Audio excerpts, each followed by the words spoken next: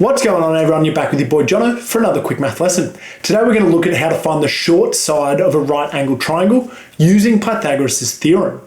The only real skill that we need for today's lesson is how to rearrange an equation. And really all you need to know is, hey, the opposite of plus is minus.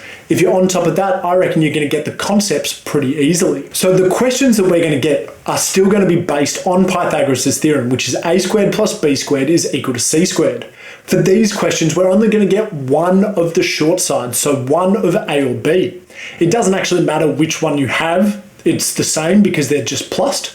But for these questions, we're also going to be given the hypotenuse. So we have one short side and one hypotenuse, and we've got to find out what the other short side is going to be equal to. So the way that we set these up is for this triangle, I've got 9 as one short side and 15 as the hypotenuse. So all I have to do is write into my Pythagoras' theorem, 9 squared plus b squared is equal to 15 squared. Again, it does not matter if we do this in a different way. This could be a squared plus 9 squared is equal to 15 squared. It doesn't really matter. The maths works in the same way. The big thing before we start these is you must always guess before you get started. Because we know what the hypotenuse is, 15 in that example, we know our answer has to be less than that. If it's not less than that, we've done something wrong. So for this one, I want to get a by itself. That's the goal. So to get rid of plus 9 squared, I just have to do minus 9 squared, and I've got to do that on both sides. So this means I've got a squared is equal to 15 squared minus 9 squared. So it's almost the exact same as the regular Pythagoras' theorem, but this time I've got a minus. 15 squared minus 9 squared, just on your calculator, is equal to 144. And now I have to root that answer because I know it's not bigger than the hypotenuse. So A is equal to 12, full marks. For this next one, we're going to guess before we get started.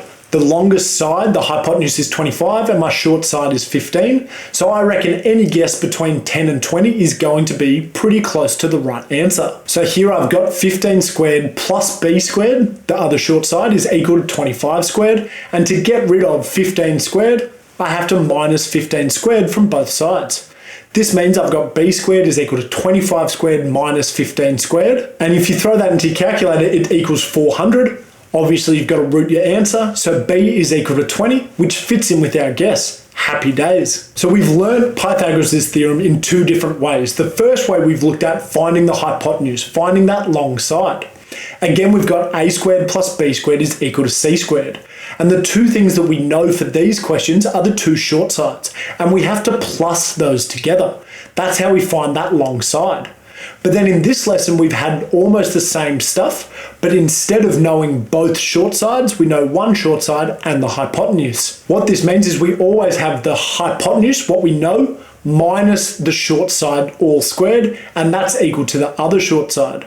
So again, it's the things that we know, but instead of plussing them like the long side, we just have to subtract them. That's the only difference that we need to make in order to get both of these types of questions absolutely correct. Thanks so much for watching this lesson, and I'll see you later.